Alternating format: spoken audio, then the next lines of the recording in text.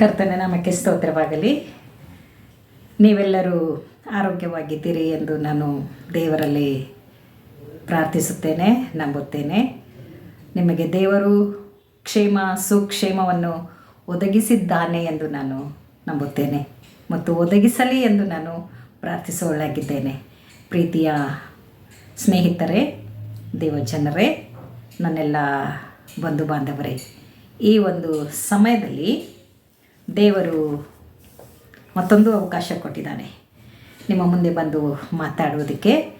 ದೇವರ ವಾಕ್ಯದ ಮೂಲಕ ಮಾತಾಡುವುದಕ್ಕೆ ಕೊಟ್ಟಿರುವಂಥ ಈ ಅವಕಾಶ ಅತ್ಯಮೂಲ್ಯವಾದದ್ದು. ಅದಕ್ಕಾಗಿ ನಾನು ದೇವರನ್ನು ವಂದಿಸುವಳಾಗಿದ್ದೇನೆ.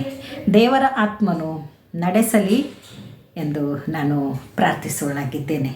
ಈ ಒಂದು ಸಮಯದಲ್ಲಿ ಮತ್ತಾಯನು ಬರೆದ ಸುವಾರ್ತೆ 28ನೆಯ ಅಧ್ಯಾಯ ವಚನ 19 ಮತ್ತು 20ರಲ್ಲಿ ಈ ರೀತಿಯಾಗಿ ನಾವು ನೋಡುವವರಾಗಿದ್ದೇವೆ. ಏನೆಂದರೆ, ಆದುದರಿಂದ ನೀವು ಹೊರಟು ಹೋಗಿ ಎಲ್ಲ ದೇಶಗಳ ಜನರನ್ನು ಶಿಷ್ಯರನ್ನಾಗಿ ಮಾಡಿರಿ. ಅವರಿಗೆ ತಂದೆಯ, ಮಗನ, ಪವಿತ್ರಾತ್ಮನ ಹೆಸರಿನಲ್ಲಿ ದೀಕ್ಷಾ ಸ್ನಾನ ಮಾಡಿಸಿ, ನಾನು ನಿಮಗೆ ಆಜ್ಞಾಪಿಸಿದ್ದನ್ನೆಲ್ಲ ಕಾಪಾಡಿಕೊಳ್ಳುವುದಕ್ಕೆ ಅವರಿಗೆ ಉಪದೇಶ ಮಾಡಿರಿ ಎನ್ನುವಂಥ ವಿಷಯವನ್ನು ನಾವಿಲ್ಲಿ ನೋಡುವವರಾಗಿದ್ದೇವೆ. ಈ ದಿನದ ಈ ಒಂದು ಸಂದೇಶದ ತಲೆಬರಹ, ಒಂದೇ ಹೆಸರಿನಲ್ಲಿ ನಾವು ದೀಕ್ಷಾ ಸ್ನಾನ ಮಾಡಬೇಕು. ಒಂದೇ ಹೆಸರಿನಲ್ಲಿ ದೀಕ್ಷಾ ಸ್ನಾನ ಕೊಡುವುದು ಸರಿಯಾಗಿದೆಯೋ ಎನ್ನುವಂಥ ಒಂದು ಪ್ರಶ್ನೆ. ಒಂದೇ ಹೆಸರು, ಈ ಸತ್ಯವೇದದ ತುಂಬ ಒಂದೇ ಹೆಸರಿಗೆ ಮಾನ್ಯತೆ ಇಲ್ಲ. 3 ಹೆಸರುಗಳಿಗೆ ಮಾನ್ಯತೆ ಇದೆ. 3 ಹೆಸರುಗಳು ಒಂದೇ ಆಗಿವೆ. ತಂದೆ, ಮಗ, ಪರಿಶುದ್ಧಾತ್ಮ ಎನ್ನುವಂಥದ್ದು, ಟ್ರಿನಿಟಿ ಗಾಡ್ ಎನ್ನುವಂಥದ್ದು ಒಂದೇ ಆಗಿದೆ. ತಂದೆಯು ಮಗನಲ್ಲಿಯೂ, ಪವಿತ್ರಾತ್ಮನು ತಂದೆಯಲ್ಲಿಯೂ, ಯೇಸು ಕ್ರಿಸ್ತನು ತಂದೆ ಪವಿತ್ರಾತ್ಮನಲ್ಲಿಯೂ, ಇವರು ಒಂದರಲ್ಲಿ ಒಂದು ಸೇರಿಕೊಂಡು ಬಿಟ್ಟಿರುವಂಥವುಗಳಾಗಿವೆ. ತಂದೆಗೆ ಬಿಟ್ಟು ಮಗನಿಲ್ಲ, ಮಗನಿಗೆ ಬಿಟ್ಟು ಪವಿತ್ರಾತ್ಮನಿಲ್ಲ, ತಂದೆಗೆ ಬಿಟ್ಟು ಮಗ ಕೆಲಸ ಮಾಡುವುದಿಲ್ಲ, ಮಗನಿಗೆ ಬಿಟ್ಟು ಪವಿತ್ರಾತ್ಮ ಕೆಲಸ ಮಾಡುವುದಿಲ್ಲ. ಇವರು 3 ಸೇರಿಕೊಂಡು ಒಂದೇ ಎನ್ನುವಂಥದ್ದು ಸತ್ಯವೇದವು ಸಾಬೀತುಪಡಿಸುತ್ತದೆ. ಸಾಕ್ಷಿಯುಳ್ಳದ್ದಾಗಿದೆ ಸತ್ಯವೇದ. ಈ ಬೈಬಲ್ ಬೇರೆ ಬೇರೆ ದೇವರು ಅಂತ ಹೇಳುವುದಕ್ಕೆ ಸಾಧ್ಯವಿಲ್ಲ. ಈ ಬೈಬಲ್ ಹೇಳುವಂಥದ್ದು ತಂದೆ, ಮಗ, ಪರಿಶುದ್ಧಾತ್ಮ ಒಂದೇ ಎನ್ನುವಂಥದ್ದು ತೋರ್ಪಡಿಸುತ್ತದೆ. ಇಲ್ಲಿ ಒಂದು ಎಕ್ಸಾಂಪಲ್ ನಾವು ಕೊಡಬಹುದು. ಒಂದು ಹಣ್ಣುಳ್ಳ ಬೀಜ, ಒಂದು ಹಣ್ಣು, ಅದರಲ್ಲಿ ಒಂದು ಬೀಜ ಇರುತ್ತದೆ, ದೇಹದ ಒಳಗಿನ ಭಾಗ ಇರ್ತದೆ ಮತ್ತು ಮೇಲೆ ಅದರ ಸ್ಕಿನ್ ಇರುತ್ತದೆ. ಇವು 3 ಸೇರಿ ಒಂದು ಹಣ್ಣು ಆಗೋದಕ್ಕೆ ಸಾಧ್ಯ ಇದೆ. ಆ ಬೀಜ ಇಲ್ಲದಿದ್ದರೆ ಆ ಹಣ್ಣು ಗಿಡ ಬೆಳೆಯೋದಕ್ಕೆ ಸಾಧ್ಯನೇ ಇಲ್ಲ. ಆಮೇಲೆ ಹಣ್ಣಾದಮೇಲೆ ಒಳಗಡೆ ಅದರ ರಸ ಇಲ್ಲದೆ ಇರುವಾಗ ಅದು ಸಾಧ್ಯ ಇಲ್ಲ. ಮತ್ತು ಅದಕ್ಕೆ ಒಂದು ಕವರ್ ಇರುತ್ತದೆ. ಒಂದು ಹಣ್ಣಿಗೆ ಒಂದು ಫಾರ್ ಎಕ್ಸಾಂಪಲ್ ಒಂದು ಮಾವಿನ ಹಣ್ಣು ತೆಗೆದುಕೊಳ್ಳೋಣ, ಅದರ ಮೇಲೆ ಒಂದು ಕವರ್ ಇರುತ್ತದೆ. ಆ ಕವರ್ ಇಲ್ಲದೆ ಹೋದರೆ, ಅದು ಸ್ಕಿನ್ ಇಲ್ಲದೆ ಹೋದರೆ, ಅದರ ಮೇಲಿನ ಸಿಪ್ಪೆ ಇಲ್ಲದೆ ಹೋದರೆ ಇರುವಂಥವಳಿಗೆ ರಕ್ಷಣೆ ಇಲ್ಲ. ಈ ರೀತಿಯಾಗಿ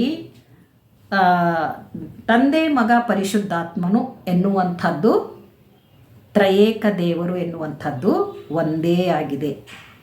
ಮಾವಿನ ಹಣ್ಣು ಅಥವಾ ಬೀಜವುಳ್ಳ ಹಣ್ಣು ಯಾವ ರೀತಿಯಿಂದ 3 ಸೇರಿಕೊಂಡು ಒಂದೇ ಆಗಿರ್ತದೋ ಆ ರೀತಿಯಾಗಿ ಟ್ರಿನಿಟಿ ಗಾಡ್, ತಂದೆ, ಮಗ, ಪರಿಶುದ್ಧಾತ್ಮ ಎನ್ನುವಂಥ ದೇವರು ಒಂದೇ ಆಗಿದ್ದಾರೆ ಎನ್ನುವಂಥದ್ದನ್ನು ನಾವಿಲ್ಲಿ ನೋಡುವವರಾಗಿದ್ದೇವೆ.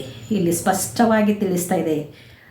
ಮತ್ತಾಯನು ಬರೆದ ಸುವಾರ್ತೆ 28ನೇ ಅಧ್ಯಾಯ 19ನೇ ವಚನದಲ್ಲಿ ಏನು ಹೇಳ್ತಾ ಇದೆ ಅಂದರೆ, ಆದುದರಿಂದ ನೀವು ಹೊರಟು ಹೋಗಿ ಎಲ್ಲ ದೇಶಗಳ ಜನರಿಗೆ ಅಂತ ಹೇಳ್ತಾ ಇದೆ. ಬರೀ ಭಾರತ ದೇಶಕ್ಕೆ ಅಲ್ಲ, ಎಲ್ಲ ದೇಶದ ಜನರು ಅಂದರೆ ನಮ್ಮ ಪ್ರಪಂಚದಲ್ಲಿ ಎಷ್ಟು ದೇಶಗಳಿವೆ, ಆ ಎಲ್ಲ ದೇಶದ ಜನರಿಗೆ ನೀವು ಸುವಾರ್ತೆಯನ್ನು ಸಾರಿರಿ ಎನ್ನುವಂಥದ್ದು. ಆಫ್ರಿಕಾ, ಅಮೇರಿಕಾ, ಯುರೋಪ್, ಜಪಾನ್, ಯಾವುದೇ ದೇಶ ಆಗಿರ್ಬೋದು, ಟರ್ಕಿ ಆಗಿರ್ಬೋದು, ತುರ್ಕಿ ಆಗಿರಬಹುದು, ಪಾಕಿಸ್ತಾನ ಆಗಿರ್ಬೋದು, ಭಾರತ ದೇಶ ಆಗಿರ್ಬೋದು, ಯಾವುದೇ ದೇಶ, ಎಲ್ಲ ದೇಶದ ಜನರಿಗೆ ಅಂತ ಈ ಬೈಬಲ್ ಹೇಳ್ತದೆ. ಬರೀ ಅಮೇರಿಕಕ್ಕೆ ಹೋಗಿ ದೇವ್ರ ವಾಕ್ಯ ಹೇಳ್ರಿ ಅಂತ ಹೇಳಲ್ಲ, ಕ್ರೈಸ್ತರಿದ್ದಲ್ಲೇ ಹೋಗಿ ದೇವ್ರ ವಾಕ್ಯ ಹೇಳ್ರಿ ಅಂತ ಹೇಳಲ್ಲ. ಇಲ್ಲಿ ಯೇಸುಸ್ವಾಮಿ ತನ್ನ ಶಿಷ್ಯರಿಗೆ ಹೇಳುವಂಥ ಮಾತು, ಎಲ್ಲ ದೇಶದ ಜನರಿಗೆ ಸುವಾರ್ತೆ ಸಾರ್ರಿ. ಸುವಾರ್ತೆ ಅಂದರೆ ಇದರಲ್ಲಿರ್ಲಿಕ್ಕಿರುವಂಥ ಸತ್ಯಾರ್ಥವನ್ನು ತಿಳಿಯಪಡಿಸ್ರಿ, ಇದರಲ್ಲಿರ್ಲಿಕ್ಕಿರುವಂಥ ವಿಶೇಷವಾದದ್ದನ್ನು ತಿಳಿಯಪಡಿಸ್ರಿ. ದೇವರು ಸತ್ತು ಹುಣಲ್ಪಟ್ಟು ತಿರುಗಿ ಎದ್ದಿದ್ದಾನೆ ಎನ್ನುವಂಥ ವಾರ್ತೆಯನ್ನು ಎಲ್ಲ ಜನರಿಗೆ ತಿಳಿಸ್ರಿ.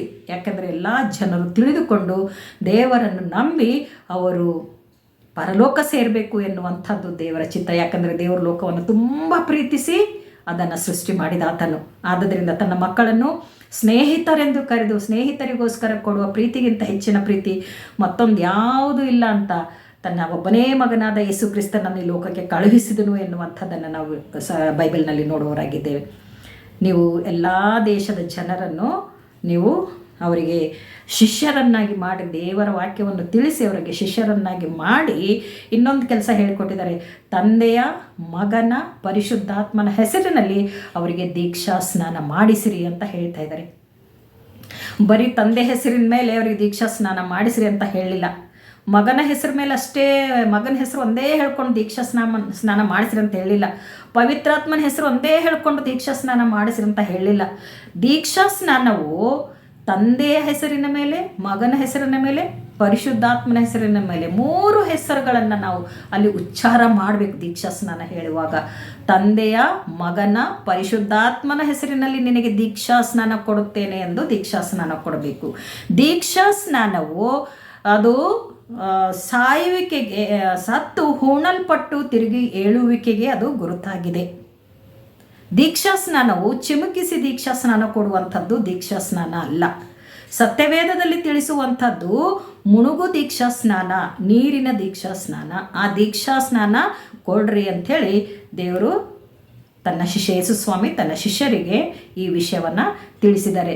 ಒಂದೇ ಹೆಸರಿನಲ್ಲಿ ನಾವು ಪ್ರಾರ್ಥನೆ ಮಾಡುವಂಥದ್ದು, ಒಂದೇ ಹೆಸರಿನಲ್ಲಿ ನಾವು ಬೇಡುವಂಥದ್ದು, ಒಂದೇ ಹೆಸರು ನಮಗೆ ಬೇಡವೇ ಬೇಡ. ತಂದೆ, ಮಗ, ಪರಿಶುದ್ಧಾತ್ಮ ಎನ್ನುವಂಥ ತ್ರಯೇಕ ದೇವರ ನಾಮದಲ್ಲಿ ನಾವು ಎಲ್ಲದರಲ್ಲಿ ಪ್ರಾರ್ಥನೆ ಮಾಡುವವರಾಗಿರಬೇಕು, ಜಯವನ್ನು ಗಳಿಸುವವರಾಗಿರಬೇಕು. ಒಂದೇ ನಾಮವು ನಮಗೆ ಬೇಕಾಗಿಲ್ಲ, ನಮಗೆ 3 ಹೆಸರುಗಳು ಬೇಕು. ತಂದೆ, ಮಗ, ಪರಿಶುದ್ಧಾತ್ಮ ಎನ್ನುವಂಥ ಹೆಸರಿನಿಂದ ನಾವು ಕಾರ್ಯಗಳನ್ನು ಮಾಡುವುದಕ್ಕೆ, ಸುವಾರ್ತೆ ಸಾರುವುದಕ್ಕೆ, ಈ ಲೋಕವನ್ನು ಜಯಿಸುವುದಕ್ಕೆ, ಈ ಲೋಕದಲ್ಲಿ ಯುದ್ಧ ಮಾಡುವುದಕ್ಕೆ ನಮಗೆ ಸಹಾಯವಾಗುತ್ತದೆ ಹೊರತು ಒಂದೇ ನಾಮದಲ್ಲಿ ಆಗುವುದಿಲ್ಲ. ಅದಕ್ಕೋಸ್ಕರ ಒಂದೇ ಹೆಸರಿನ ಮೇಲೆ ನಾವು ದೀಕ್ಷಾ ಸ್ನಾನ ಮಾಡುವುದು ತಪ್ಪಾಗಿರುವುದರಿಂದ ತಂದೆ, ಮಗ, ಪರಿಶುದ್ಧಾತ್ಮನ ಹೆಸರಿನ ಮೇಲೆ ದೀಕ್ಷಾ ಸ್ನಾನ ಮಾಡಬೇಕು ಎನ್ನುವಂಥದ್ದು ಇವತ್ತಿನ ಈ ಸಂದೇಶದ ಅರ್ಥವಾಗಿದೆ. ಆದ್ದರಿಂದ ಪ್ರಿಯರಾದ ನನ್ನ ಸ್ನೇಹಿತರೇ, ದೀಕ್ಷಾ ಸ್ನಾನ ತೆಗೆದುಕೊಳ್ಳದವರೇ, ಚಿಮುಕಿಸಿ ದೀಕ್ಷಾ ಸ್ನಾನ ಮಾಡಿಸಿಕೊಂಡವರೇ, ನೀರಿನಲ್ಲಿ ಮುಳುಗಿ ದೀಕ್ಷಾ ಸ್ನಾನ ಮಾಡಿಸಿಕೊಳ್ಳುವುದಕ್ಕೋಸ್ಕರ ದೇವರಲ್ಲಿ ಪ್ರಾರ್ಥಿಸಿರಿ. ದೇವರ ನಿಮ್ಮನ್ನು ಆಶೀರ್ವದಿಸಲಿ ಎಂದು ದೇವರ ವಾಕ್ಯವನ್ನು ಮುಗಿಸುತ್ತೇನೆ. ಆಮೇನ್.